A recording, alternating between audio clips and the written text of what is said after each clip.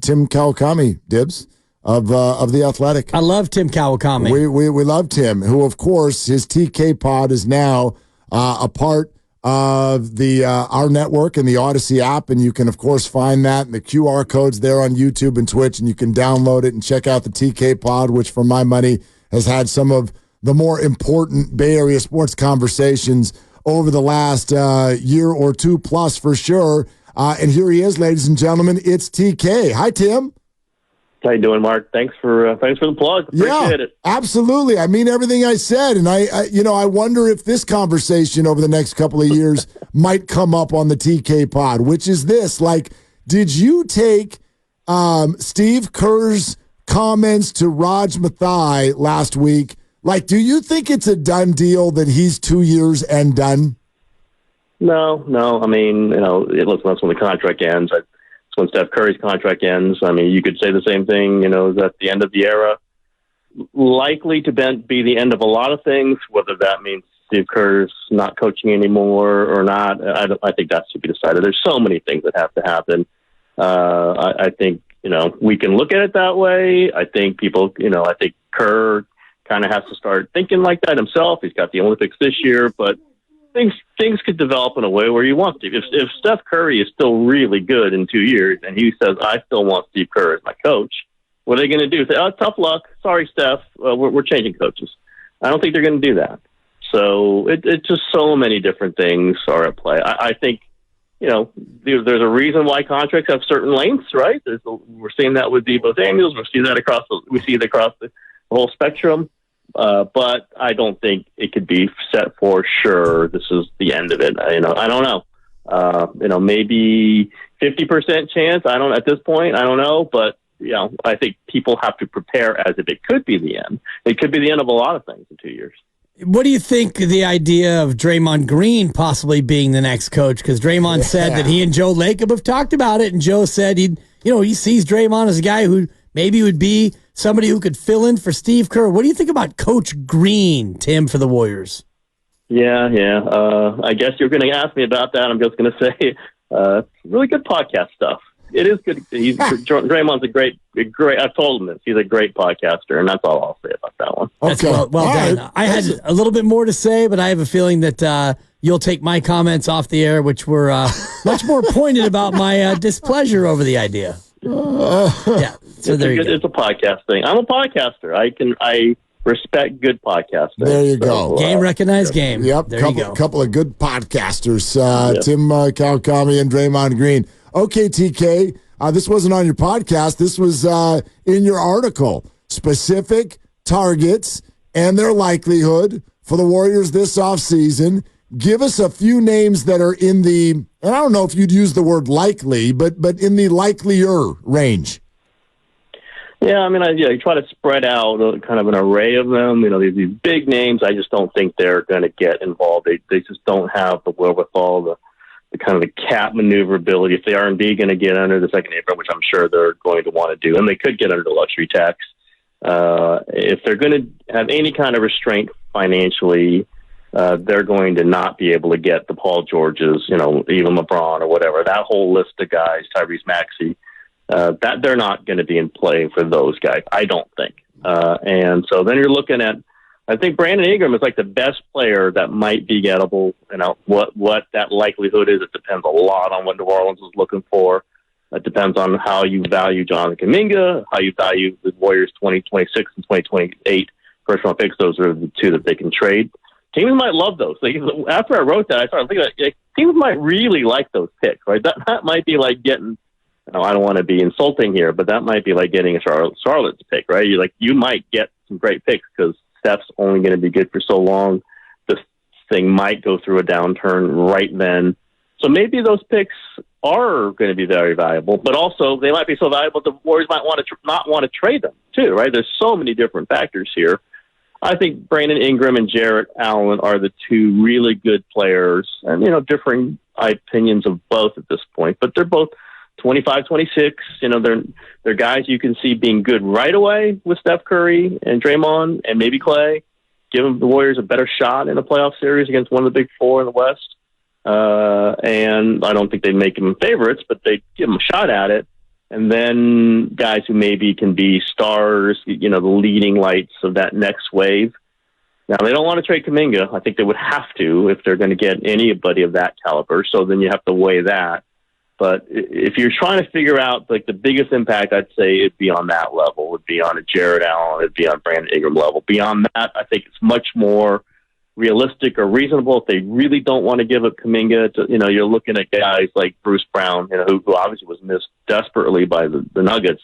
Is in Toronto now, and they've got a team option. There's various ways that could play out. A swing man could, be that bigger wing kind of second unit guy. There's, Jalen Smith, who's in and out of Indiana's rotation, a shooting five. Again, these are not really sexy players, right? They're just not. But, Derek Lively and Daniel Gafford and P.J. Washington were not the sexiest acquisitions by the Mavericks. You add them to Kyrie Irving and Luka Doncic, and they've got something here that's got a real shot to get the NBA Finals. I think that's what the Warriors are looking at, that level. They're always going to try for the home run. They're always going to try to get the star. Who knows? Maybe they got a pathway to one, but the way it's playing out, when you kind of lay out their cards and you kind of lay out the situation, if they're bringing back Clay, and I think they really want to, I just think it's more likely kind of the middle tier, make a couple of middle tier. Otto Porter Jr. was a minimum salary guy, and I think every Warriors fan knows what he meant to that 2022 championship run. David West from previous iterations. Guys like that, maybe hit on a couple, don't have to burn every bit of thing you've got to trade, might be the rational way to go, might be where they're aiming. Tim Kawakami from The Athletic, super podcaster here with Willard and Dibs on 95.7 The Game. I had to get my Kawakami plug in there, too. Mark was taking all the headlines. Tim, what's the plausibility of them getting something for Chris Paul in a trade? Yeah, somebody's going to get the money. You're just basically dealing him as an expiring at this point. No, somebody's might want him to be the point guard. I think that's where CP he wants to be a starting point guard somewhere. He did not love coming off the bench. He made that clear throughout the season. He was a good teammate. He did it. Did not love it. I don't know where that spot is at the moment, but there might be a team that will take that $30 million and say, yeah, we absolutely want him to be our starting point guard. But it's mostly going to be for the money because you get, he becomes an expiring deal at that point. You still get 1 year of the leadership. You get a test drive him like the Warriors did, and the Warriors took a test drive and thought, you know what, $30 million is a little bit too much for us. Some other team might take the test drive and say, this guy's great. We want him back. But I don't think it's talent for talent. It's just hard to trade a 39-year-old point guard and get value back. It's the money. It's the matching. It's Chris Paul's contract at this point, plus a first-round pick, plus, whatever. You start adding it, and that's how you get a $30 million player back. There's no other way for them to do it, being over the cap line. You have to have a contract that's tradable, and preferably not long-term, preferably a very useful player. And some teams might really feel like Chris, and listen, the Suns could have used Chris Paul in the playoffs this year. I don't know that they've taken back, but you could just see some good team would want some leadership, can play him 28 minutes as the starter, and then knows it doesn't have to make a long-term commitment to him. I think that's the sweet spot for the Warriors. I can't tell you what team that is, however. I've kind of looked around. I'm not, San Antonio Spurs, that's not a contender, but they could be a contender very quickly. Is that I don't know. I don't even know what the Spurs could put together to give to the Warriors. I know who the Warriors would want, but they're not getting them. It becomes a tricky little piecing together. You're moving Chris Paul, you're moving the contract. You're trying to make the contract fit. It's a salary matching device more than it is. At this point, it is a player value. Tim, I know you spent some time the last couple of days in Santa Clara. What's your read on why Christian McCaffrey is not there? I don't know. I mean, there's certainly been no indication tangible, but he has been at OTA. He was at OTAs last year. Tends to be that kind of guy. You look at his contractual situation, for such an incredibly valuable player, he's not making, he's making, the top of the running back market, but we know how devalued the running back spot is. But should it be, right? Should Christian McCaffrey really be making, one half of what Deebo Samuel makes? Maybe close to 1/3 of what Brandon Ayuk is about to make. You can understand if there's some discussion about that. Now, these are voluntary. I'll stress that they're voluntary. It's just notable because McCaffrey was at every single one of these last year. It isn't here now, and usually if you're in a contractual sort of thing, you maybe skip. And we'll see if it gets really serious. If he's not here for the mandatory minicamp in June, then we'll know. But it wouldn't surprise me if there's some discussions. And he's like, you know what? While we're having discussions, while these things are in flux, I don't need to be at a voluntary thing. Wouldn't be surprised if that's it. I just don't know. That's usually a pretty good guess, though.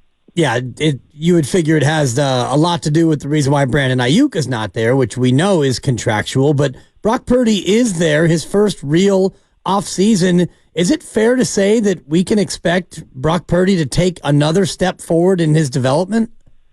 I think so. I mean, maybe not like that we can really tell on the field. It's going to be hard for him to put up better stats than he did last year. I just think in kind of command, in assurance. And if this isn't there, I know this other thing is there. Instead of searching for it. Talked to Brian Greasy. All the 49ers assistant coaches were available today. And I usually can't go to this annual thing. I'm usually covering some team in the playoffs, but is not in the playoffs right now. So I try to take advantage of it. Talked to Brandon Staley at length. Talked to Brian Greasy. And he kind of talked about, like, leadership. He talked about, like, just kind of command. Not command's probably the wrong word. But, just the presence in the locker room. And I think Purdy has, you've seen that build. You've seen things being put together. But, with the injury last offseason, with him being the 7th round pick as a rookie, going to camp as the 4th stringer, it's hard to just say, hey, I'm the dude now, right? I'm the guy. Everyone got hurt, so I'm the guy. And didn't really feel it last year. He's not, he's not that kind of chest out guy. But I think becoming, the guy, the quarterback, there's no question whatsoever that he's their offensive leader, right? He's the guy everything turns upon. And it's only going to get more and more as his season's under the belt. And I think Kyle Shanahan is totally happy with that. He wasn't always so sure about that with Garoppolo. Even when they won a lot of games, even when Jimmy played well, I don't think Shanahan all the way was willing to put everything on it. We could tell in the offseason when they would look at other guys. They are not looking at other guys. Brock Purdy is it. They're going to pay him an incredible, huge contract next season. And the fact that, like, Boza brought that up yesterday, like, even when he gets his contract next season, he's not going to change. Like, this is in the air around the 49ers. This is going to become Brock Purdy's team, if it isn't already. And kind of how does he feel with that? How does he meet that sense? And I think he's doing it. He's already being a little more colorful and playful in the media, right? We're already seeing that.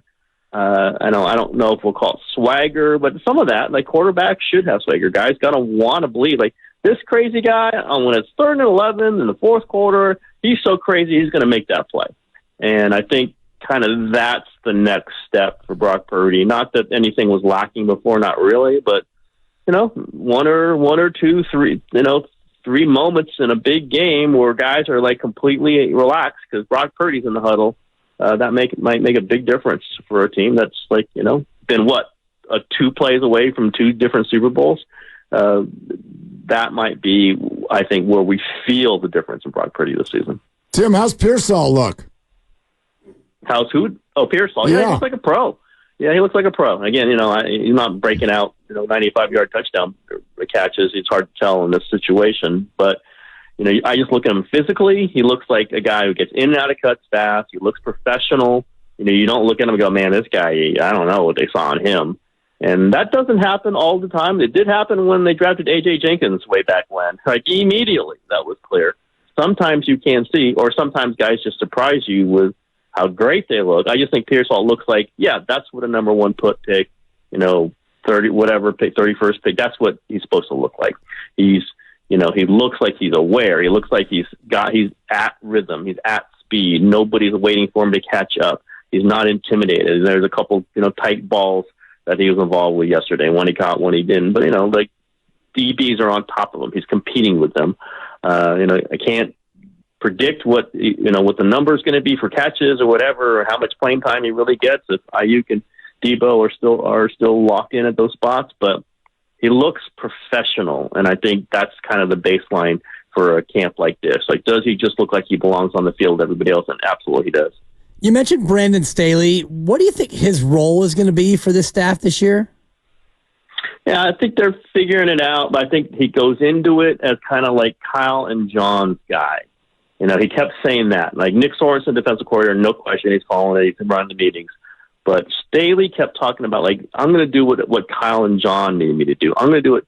And it's going to be like, you know, I don't know, like a liaison, like whatever. When Kyle's got too much time, he's got to spend much more time on third down offense. I need you to like kind of talk to this other assistant about this. Or if you see a thing in the game plan that you don't love, come to me and we'll talk about it. I think it's just much more holistic. It's general. It's, you know, it's not, you know, the literally assistant head coach. Like he is kind of like overview, you know, obviously with a defensive focus, DBs is his specialty. I do think, I'll be a little cynical, I do think he's kind of backup defensive coordinator. Like he's sort of there. If things aren't working out with Sorensen, I think they would have loved to have had Staley around during Steve Wilkes' tenure, right? Like they would have loved to have someone else they could turn to. And so maybe that's like a back end part of this, the emergency part of this. It's not on the front vision, but that's in the back end. On the beginning of it, it's just kind of take a look at things. Like you know, you've been a head coach, you've been through this, you've run your schemes, you know, you run a different kind of system than we do. You defended the Shanahan offense. What do you think about when I do this with my tight ends? What are you thinking about? And I think some of that's already come into play. He's been fired. He's been all these things. I think they're really, you know, Anthony Lynn has been the assistant head coach for a couple of years, but not, you know, he was running backs, wasn't exactly like, you know, in charge of anything beyond that. He wasn't an administrator. He got that because of the respect they had for him as a former head coach, respect he's got carries in the league. Staley, I think, is more like a Shanahan Lynch sounding board, or like you come to us with big ideas. What do you think? We got something that we're not sure about. What do you think? You know, and they'll figure it out. But he kept saying, I'm going back over the tape now. You know, what's your relationship with Nick Sorensen? What's your role? Well, I like Nick, and I'm going to hear what Kyle and John want me to do. I'm here for Kyle and John. The team. I'm teaming up with Kyle and John. That doesn't mean he supersedes Sorensen. I just think it's off to the side of Sorensen, it's a kind of a larger view of the goings on. That when Kyle and John are like immersed in something else, he can kind of say, "Hey, there's something over here that maybe let's talk about." That's I think the vision they have for him this season. He's just like Draymond. He's a podcaster. Tim Kawakami, right here on you are on 95.7 The Game. Thank you, Tim. You got it, guys. Okay, there you go.